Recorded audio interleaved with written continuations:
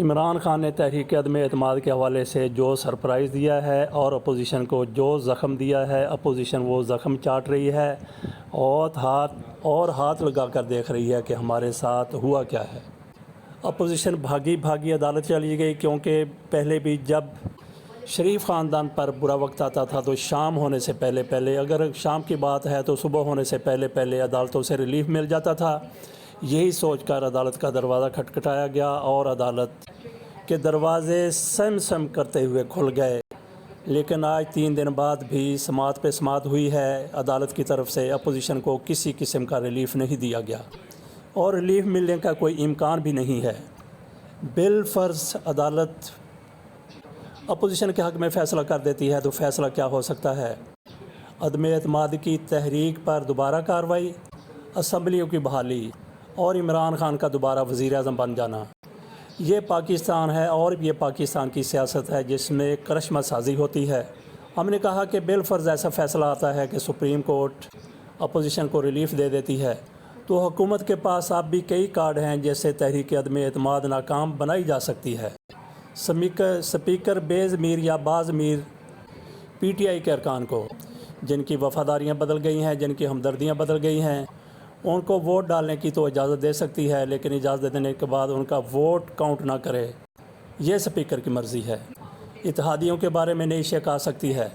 ان امکانات کے تحت عمران خان کے پاس ایک بار پھر اسمبلیاں توڑنے کا اختیار آ جائے گا، لیکن یہ ضروری کیوں سمجھا جا رہا ہے کہ عمران خان اسمبلیاں توڑ دیں گے؟ ان کی حکومت بحال ہو گئی، لوٹے برطرف ہو گئے، لوٹے اپنے گھروں کو چلے گئے، تو عمران خان کو حکومت توڑنے کی کیا ضرورت ہے؟ یوں ایک امکان بنتا ہے کہ عمران خان اپنی آئینی مدت 5 سالہ پوری کر لیں۔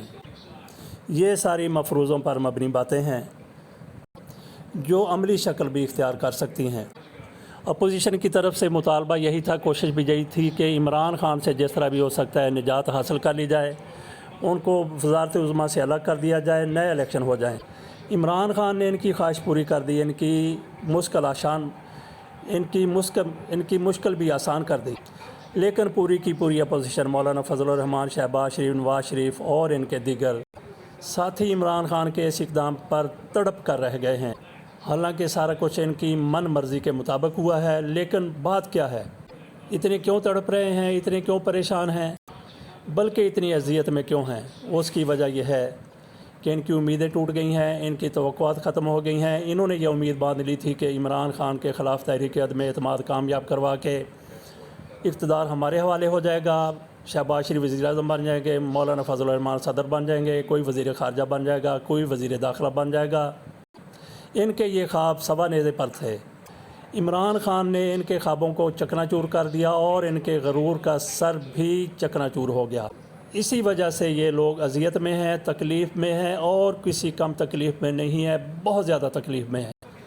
امریکہ بھی عمران خان سے نجات چاہتا تھا اور اس کے لیے جو اس نے سازش کا جال بچھایا تھا، عمران خان تو اس جال میں نہیں آئے، لیکن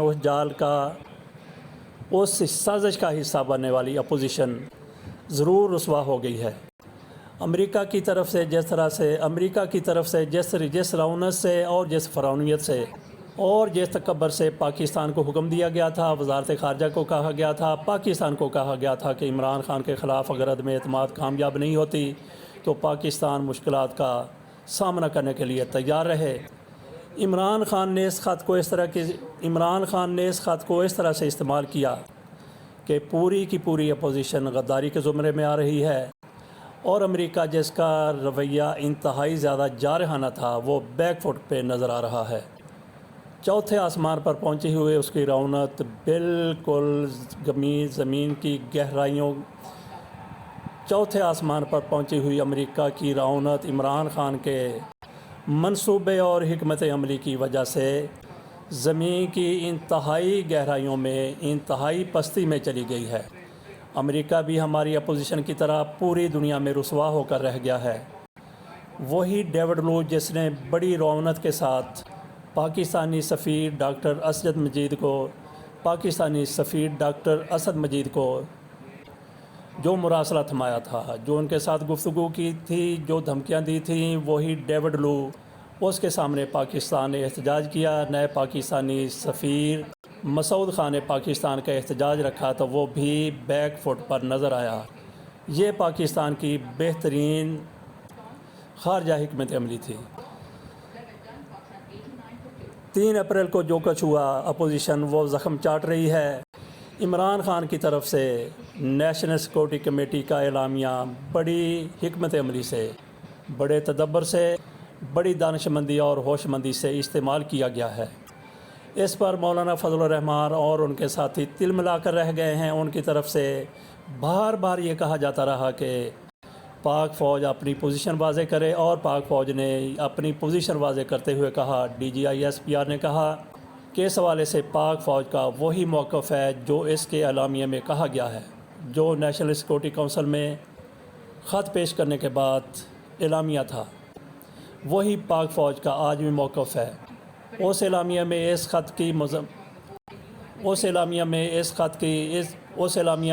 خط پر تشویش کا اظہار کیا گیا تھا، اور اسے خط لکھنے والوں کی طرف سے پاکستان میں مداخلت قرار دیا گیا تھا، اور اس کا جواب دینے کی بھی اعلامیہ میں بات کی گئی تھی۔ نہ صرف جواب دینے کی بلکہ سخت جواب دینے کی۔ مولانا فضل الرحمان یہی کچھ فوج کے منہ سے سننا چاہتے تھے۔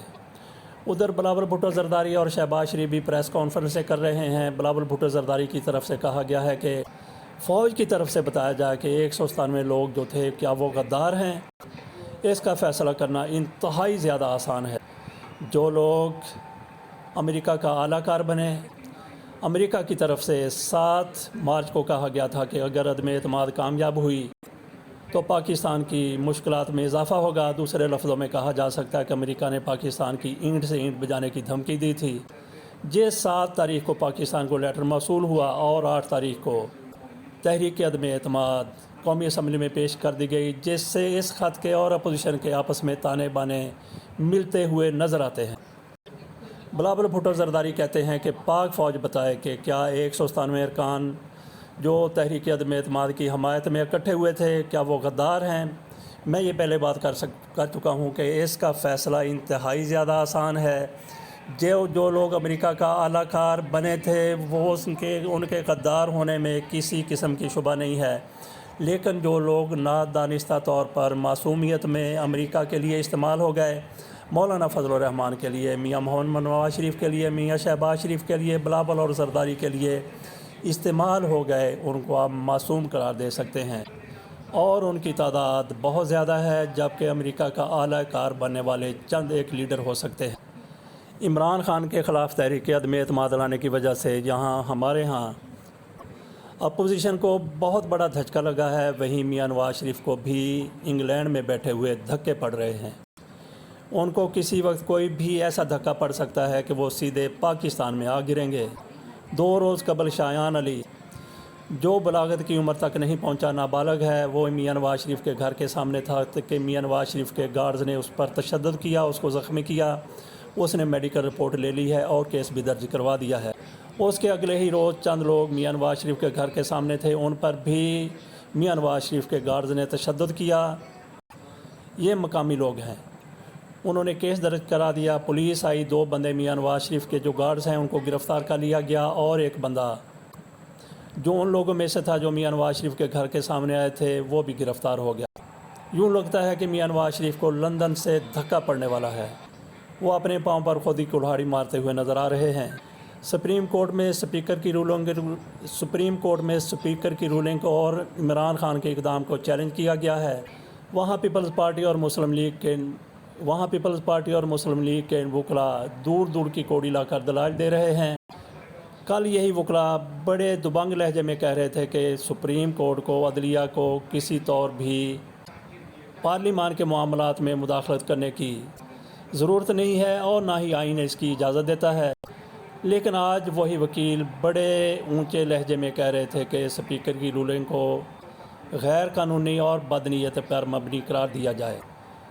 اسلام آباد ہائی کورٹ کی طرف سے اور سپریم کورٹ کی طرف سے پہلے بھی کئی بار یہ کہا جا چکا ہے کہ ہم پارلیمنٹ کے معاملات میں مداخلت نہیں کریں گے۔ 69 آرٹیکل بھی یہی کہتا ہے، لیکن اس کے باوجود بھی ہماری عدلیہ نے فوری طور پر نوٹس لے لیا۔ جیسے ہی سپیکر کی رولنگ سامنے آئی، اور عمران خان کا اسمبلیاں توڑنے کا اقدام سامنے آیا۔ عدلیہ کی طرف سے کتنا ہی بہتر ہو کہ وہ اس کھوبے میں نہ ہی پھنسے، اس میں جتنا وہ پھنسے گئے اتنی ہی زیادہ بدنامی ہوگی، نیک نامی کسی صورت نہیں ہو سکتی۔ پارلیمنٹ کے معاملات پارلیمنٹ میں ہی رہنے چاہیے۔ آج فائدہ اگر حکومتی پارٹی کو ہو سکتا ہے تو کل کسی اور پارٹی کی حکومت بھی ہو سکتی ہے، وہ بھی اسی طرح سے فیصلے کر سکتی ہے۔ نہ ان کی بات سپریم کورٹ سنے، نہ آج کی اپوزیشن کی بات سپریم کورٹ سنے۔ اپوزیشن کو یہ زوم ہے کہ ہمارے کہنے پر سپریم کورٹ کا بینچ بنا ہے۔ میں سمجھتا ہوں کہ سپریم کورٹ کو اپنے طور پر تشویش تھی اور انہیں یہ نظر آ رہا تھا کہ کہیں کوئی ادارہ ماورائے آئین کام نہ کر دے، اقدام نہ اٹھا لے۔ 3 اپریل کو فوری سماعت کے موقع پر بھی یہی کچھ ظاہر ہو رہا تھا۔ سپریم کورٹ کی طرف سے پہلے روز کی سماعت کے موقع پر کہا گیا تھا کہ کوئی ادارہ غیر قانونی کام نہ کرے، غیر قانونی اقدام نہ اٹھائے۔ اس کا اشارہ واضح طور پر فوج کی طرف تھا، لیکن میں نہیں سمجھتا کہ فوج کوئی غیر قانونی اقدام کرنے والی تھی یا مارشل لا لگانے والی تھی۔ آپ جتنی بھی باتیں کر لیں، یہ قطعی طور پر ممکن نہیں ہے کہ پاکستان میں کسی بھی طور مارشل لا لگ جائے۔ جسٹس افتخار محمد چودھری ایمرجنسی کے معاملے میں اور جسٹس وقار سیٹھ مشرف کے کیس میں ایسے فیصلے دے چکے ہیں جن کے بعد پاکستان میں مارشل لا کے دروازے حتمی طور پر بند ہو چکے ہیں۔ ویسے بھی مارشل لا لگانے کے لیے کسی جرنیل کا جس نے مارشل لا لگانا ہے اس کا مضبوط ہونا بڑا ضروری ہے، اس کے اعصاب کا مضبوط ہونا سب سے ضروری ہے۔ کانپتی ٹانگوں والا یا ٹانگتی کانپوں والا جرنیل کسی طور بھی مارشل لا نہیں لگا سکتا۔ ہمارے جرنیل صاحب میاں نواز شریف کی ایک دھمکی پر ڈھیر ہو گئے۔ نواز شریف نے کہا تھا، جرنیلوں کا نام لے کے کہا تھا، ان میں ہمارے آرمی چیف کا نام بھی تھا، کہا تھا کہ آپ کو جواب دینا پڑے گا، میں آپ کو نہیں چھوڑوں گا۔ اور اس کے بعد ہمارے جرنیل صاحب ڈھیر ہوتے ہوئے نظر آئے اور معاملہ آج تحریک عدم اعتماد پر پہنچ چکا ہے۔ فوج کی طرف سے بار بار کہا گیا کہ ہم نیوٹرل ہیں، جبکہ حکومت نے تاثر دینے کی کوشش کی کہ فوج ہمارے ساتھ ہے۔ اس پر فوج کی طرف سے کہا گیا کہ قطعی طور پر ہم حکومت کے ساتھ نہیں ہیں۔ اگر آپ حکومت کے ساتھ نہیں ہیں تو ڈیفینیٹلی آپ ان کے ساتھ ہیں جو حکومت کے مخالف ہیں۔ اور جرنیلوں کے اسی تاثر نے اپوزیشن کو نہ صرف دم پر کھڑا کر دیا بلکہ اس نے دم بھی اپنی اٹھا لی۔ میاں نواز شریف فضل الرحمان کے بیانیے سے کون آگاہ نہیں ہے فوج کے حوالے سے؟ جب جرنیلوں نے ان کی طرف سے جھوکی نظروں سے دیکھا تو اپوزیشن کی جانب سے، نواز شریف کی جانب سے، مریم نواز شریف کی جانب سے، شہباز شریف تو پہلے ہی کہہ رہے تھے، مولانا فضل الرحمان کی جانب سے اور دیگر اپوزیشن پارٹیوں کے سربراہوں کی جانب سے فوج کی تعریفوں کے پل باندھے جانے لگے۔ اب مولانا فضل الرحمان کہتے ہیں کہ پاک فوج اپنی پوزیشن واضح کرے، بلاول بھٹو زرداری بھی یہی کچھ کہہ رہے ہیں اور اپنے بیانیے سے تھوڑا تھوڑا پھرتے ہوئے نظر بھی آ رہے ہیں، پسپائی اختیار کرتے ہوئے نظر آ رہے ہیں۔ پاک فوج کے حوالے سے جو ان کا پہلے بیانیہ تھا پاک فوج کے خلاف تھا، اس بیانیے کی طرف یہ لوگ لوٹ رہے ہیں اور پھر پاک فوج کو گالیاں دیتے ہوئے نظر آئیں گے۔ یہ عمران خان کا بڑا پن ہے کہ پاک فوج نے اپوزیشن کی سپورٹ کی، لیکن عمران خان پاک فوج کی حمایت کر رہے ہیں، پاک فوج کو مضبوط دیکھنا چاہتے ہیں۔ ایسے موقع پر پاک فوج کو مبارکباد دینی چاہیے، جرنیلوں کو مبارکباد دینی چاہیے، شاباش دینی چاہیے کہ اپوزیشن تمہارے ساتھ ہے۔ عمران خان نے تحریک عدم اعتماد کے